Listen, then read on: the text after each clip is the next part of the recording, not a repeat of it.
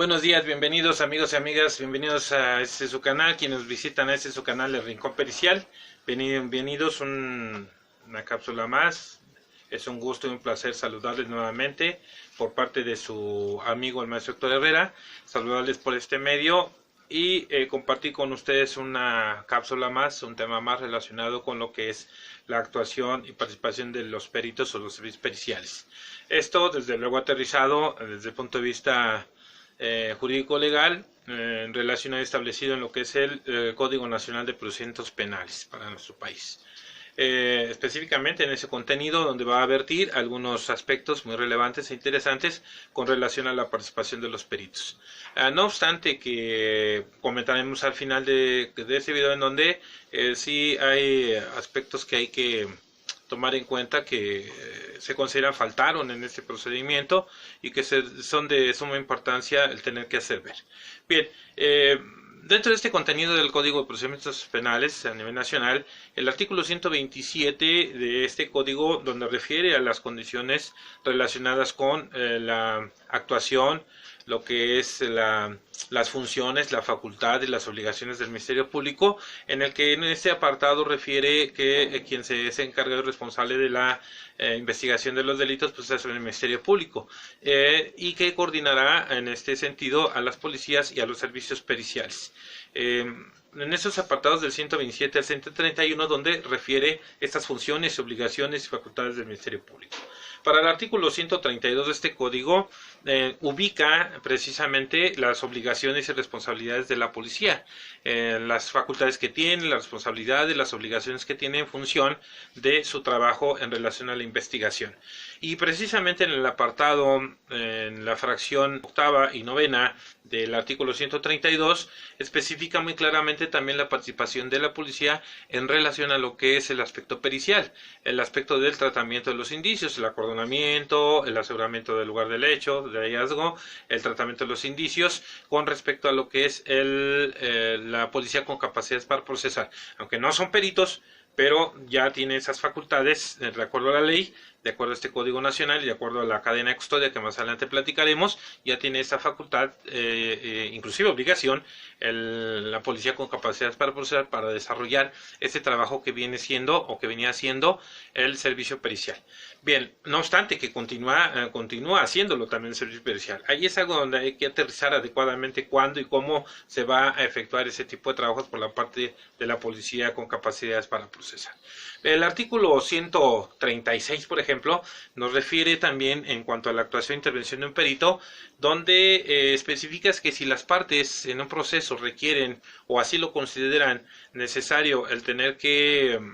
echar mano, tomar en relación de trabajo con respecto a una ciencia, a un arte, a una disciplina, la asesoría, el asesoramiento técnico en esas áreas, pues requerirán específicamente de ese asesor, al que se le reconoce como perito. En ese apartado le da esa entrada a la participación de los llamados asesores técnicos, que bien es cierto son los peritos. Por el artículo 127 comentábamos, ¿verdad?, de este Código de Procedimientos que refiere a las actuaciones del Ministerio Público. Para el artículo 227 de este mismo Código Nacional, pues aquí explica y aterriza en lo que es el trabajo de la cadena de custodia. Implica que la cadena de custodia nos refiere al control específico de los indicios o elementos materiales probatorios, en donde se deberá de dar un tratamiento para continuar con un control. Prácticamente la cadena de custodia es un control y pues también aterriza en el 128 y 129 con respecto a quiénes son los responsables, cuál es el fin de esa cadena de custodia y cuáles son los responsables o quiénes son los responsables. Todos los que estén involucrados con la atención, participación, tratamiento de los indicios desde su descubrimiento, desde su hallazgo, desde su identificación o aportación hasta que la autoridad competente lo indique. En todo este proceso serán responsables quienes intervengan en todas estas condiciones, entendiéndose desde luego que el trabajo pericial pues también requiere de específicamente el manejo y el tratamiento de los indicios, desde lo que es el campo, es decir, el lugar de los hechos o hallazgo, y también en laboratorios, ¿verdad? En la parte técnico-científica y análisis, que es en los laboratorios. Entonces, ahí involucra tácitamente a lo que son los servicios periciales o los peritos, la intervención de los peritos. Para el artículo 251 de este código, ahí nos refiere las actuaciones en las cuales no requieren una autorización previa del juez de control para el trabajo pericial, con lo que corresponde, por ejemplo, el caso de la identificación y el tratamiento del cadáver, el levantamiento del cadáver, el traslado, pues esto no requiere de la autorización previa de un juez de control, aunque pues obviamente para el caso del tratamiento del cadáver, lo que sería la identificación, el levantamiento, el traslado, la inspección del lugar de los hechos de hallazgo, la inspección de vehículos, por ejemplo, entre otros, pues estas no requieren prácticamente esa autorización previa, porque a final de cuentas ya el Ministerio Público, dentro de sus funciones, él está ordenando, indicando la intervención de los servicios periciales para ese desarrollo de esas actuaciones. Por lo que respecta al artículo 252, ahí sí refiere cuáles son las actuaciones en las que sí se requiere la autorización previa de un juez de control, por ejemplo, para los aspectos periciales. Por ejemplo, diríamos el caso de la exhumación. Se requiere exhumar un cadáver para aspectos legales, para aspectos de seguimiento legal, generar muchas veces nuevamente una necropsia o practicar una necropsia que no se desarrolló, en fin. Entonces, para un estudio pericial, pues sí se requiere en este asunto por una exhumación el procedimiento de la autorización previa del juez de control. Otro de los casos importantes en los que sí se requiere ese trabajo de la autorización del juez de control, previa autorización, es cuando se tendrá que llevar a cabo la recolección o toma de muestras biológicas, por ejemplo, o las muestras necesarias o correspondientes por los estudios o peritajes que tuvieran que llevarse a cabo en relación a una situación muy especial. Por el caso, por ejemplo, de toma de muestras como lo que es la sangre, como lo que son los fluidos biológicos, la toma de vellos, cabellos, en fin, todo ese tipo de elementos en los que la persona a la que se le requiera, excepto las víctimas, excepto los ofendidos, a las personas que se les requiere esa toma de muestras y se negaren a ofrecerlas o a aportarlas, entonces sí se requerirá la autorización del juez de control específicamente para llevar a cabo este procedimiento. Para el caso del levantamiento e identificación del cadáver, como nos lo marca el artículo 271 de este código, ahí nos indica precisamente en la actuación de los peritos qué es lo que debemos llevar a cabo en esa práctica de levantamiento, es decir, la inspección del lugar, la ubicación del lugar donde se llevó a cabo la ubicación del cadáver, la identificación del cadáver, la descripción de este mismo, el levantamiento y el traslado de este mismo, entre otros. Y obviamente la práctica de los peritajes correspondientes. Esto es importante ubicarlo también donde en ese artículo 271 nos refiere la actuación de los peritos en relación a este tema tan importante. Para el artículo 272, en cuanto a la práctica de los peritajes, nos muestra que cuando el Ministerio Público o la policía, si así lo requiere con conocimiento del Ministerio Público, requieran echar mano de los dictámenes o requieran de la práctica de los peritajes, pues podrán realizarlo, podrán llevarlo, indicarlo para que se realicen los peritajes necesarios correspondientes de acuerdo a lo que sea la necesidad del estudio en cuanto a la materia o las áreas necesarias de estudio. Para el artículo 273, en cuanto al acceso de los indicios, específicamente ahí en ese artículo, en la intervención del perito, cuando va a realizar su dictamen o su estudio correspondiente en la materia que va a versar, pues en este artículo le especifica claramente que tiene acceso a los indicios en todo momento. Mientras esté realizando su dictamen y su estudio, va a tener o tiene el derecho al acceso a esos indicios, a todos los indicios que estén involucrados para la realización del estudio correspondiente, mientras esté realizando No podrá ser limitado, no podrá ser negado el hecho de la interrelación con un indicio, puesto que es en función del desarrollo del estudio correspondiente en relación a esta práctica, a esta expertise. Para el caso del artículo 274, como refiere este Código de Procedimientos Penales, en cuanto a lo que es el peritaje irreproducible, también algo muy interesante, muy detallado ahí, que es importante mencionarlo para el trabajo pericial, pues este es un aspecto muy delicado porque refiere a las muestras o refiere a los elementos de estudio cuando son en pocas cantidades, son limitadas las cantidades que se tienen para realizar el peritaje o el estudio, o que éstas se puedan consumir del todo cuando se está haciendo la realización de la prueba del estudio, o que se puedan destruir o alterar en un momento dado y que ya no pueda ser posible hacer dictámenes estudios posteriores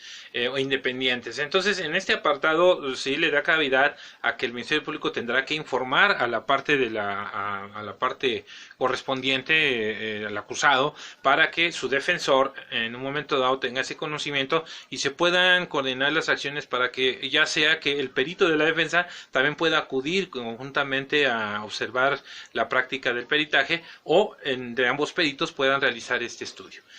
Precisamente por eso, porque la condición tan delicada que representa el manejo de los indicios, y que pues por sus cantidades o por sus condiciones que esté presentando esos indicios al momento, pues tengan ese riesgo. Entonces, muy interesante en este apartado el artículo 274. Para el artículo 275, que refiere el peritaje especial o los peritajes especiales, también es algo muy interesante comentarlo en la participación de los peritos en cuanto a este tipo de estudios. Aquí nos refiere a los estudios muy especiales con referencia a aspectos de agresión sexual, por ejemplo, violaciones, etcétera, en las que se tendrá que integrar un grupo interdisciplinario, y que ese grupo interdisciplinario tenga conocimiento sobre todo también del manejo de las víctimas, el tratamiento de las víctimas, pues son casos muy delicados, y que es importante que ese grupo interdisciplinario pues se pueda ofrecer en esa misma sesión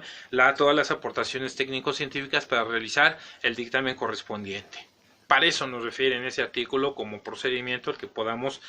ubicar cuál sería nuestra actuación en este sentido. Para el artículo 368 de este Código de Procedimientos Penales, en lo que refiere a la prueba pericial, precisamente de ahí se deriva, ¿no?, que cuando para el estudio de personas, de cosas, de objetos, de hechos, de lugares, de circunstancias, se requiera los conocimientos especializados o los conocimientos especiales en una materia, pues es importante entonces que a partir de ahí se requerirá el trabajo y la participación de una persona experta en materia, es decir, un perito. Para ello, en el artículo 369 nos va a guiar y nos va a indicar sobre lo que es la condición del título oficial, es decir, toda persona que vaya a versar en una ciencia, en un arte, en una disciplina, en un oficio, en relación a la elaboración de un dictamen, que vaya a participar en ello, y que esté regulado, mientras esté regulado, siempre y cuando esté regulado en la ley, esta área de trabajo, de expertise, pues tendrá que mostrar y tendrá que contener o contar con un título para poder desarrollar esa profesión, siempre y cuando, te repito, esté regulada por la ley, y además de no tener impedimento para ello. En caso contrario, entonces se tendrá que asignar a una persona que pueda cumplir con ciertos requisitos de expertise y que sobre todo preferentemente corresponda o esté integrada a un